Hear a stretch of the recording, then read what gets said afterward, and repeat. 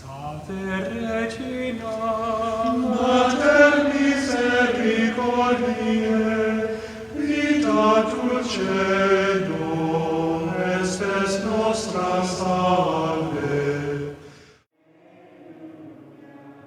The Lord be with you. A reading from the Holy Gospel according to John. On the first day of the week, Mary Magdalene came to the tomb early in the morning while it was still dark, and saw the stone removed from the tomb.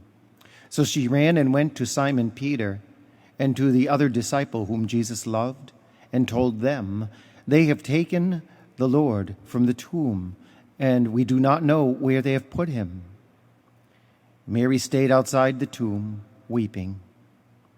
And as she wept, she bent over into the tomb and saw two angels in white sitting there, one at the head and one at the feet, where the body of Jesus had been.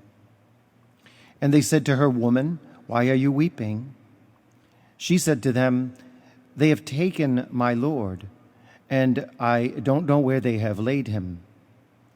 When she had said this, she turned around and saw Jesus there, but did not know it was Jesus. Jesus said to her, "Woman, why are you weeping? Whom are you looking for?"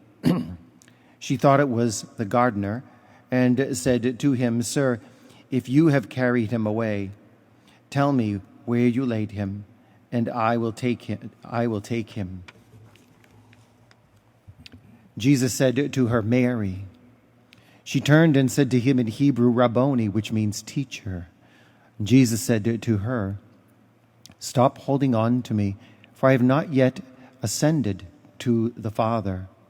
But go to my brothers and tell them, I am going to my Father and your Father, to my God and your God." Mary Magdalene went and announced to the disciples, "I have seen the Lord," and then reported what he had told her. The Gospel of the Lord.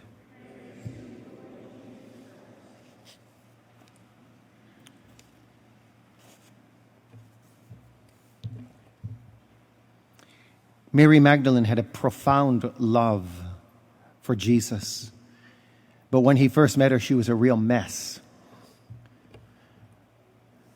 She was filled with 7 demons. The number 7 means that it was enough to have a full-blown possession. She was fully possessed by the devil. And he liberated her. And from then on, the love of Christ possessed her. Not taking away her freedom, but so infilling her that she had a desire to seek him even beyond what was perceptible to the senses.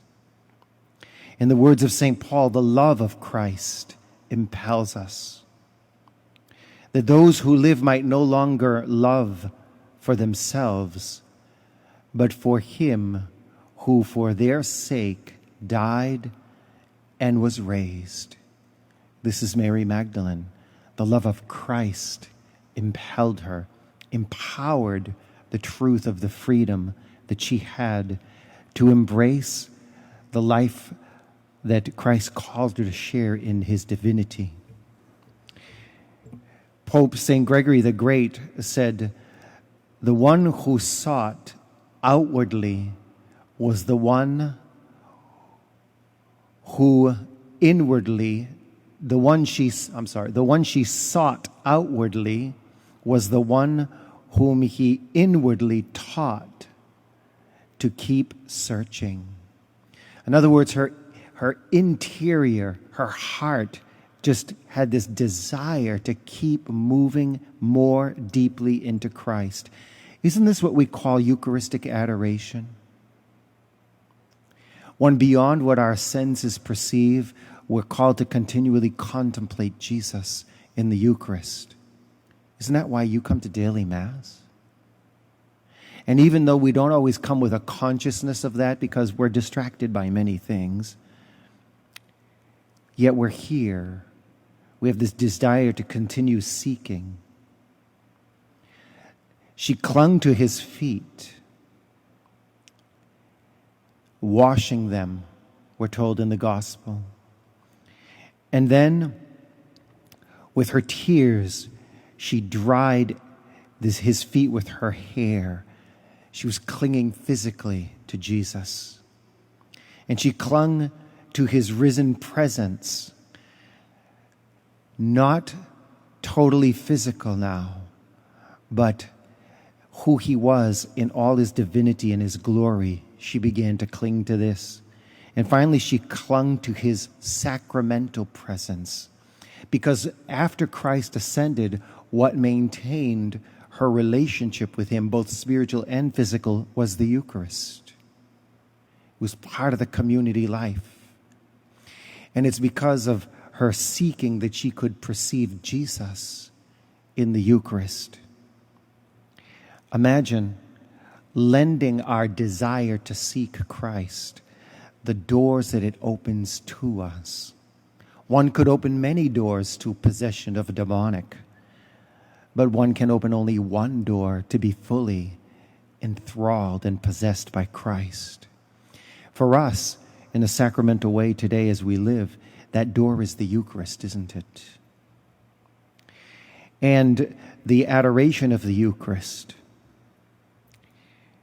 she could not contain her love. The love of Christ impels us. And so, not containing our love, we seek him. This is why for us as Catholics, the Eucharist is so important. It's the place where we continue to seek. What our senses fail to fathom, our hearts can perceive.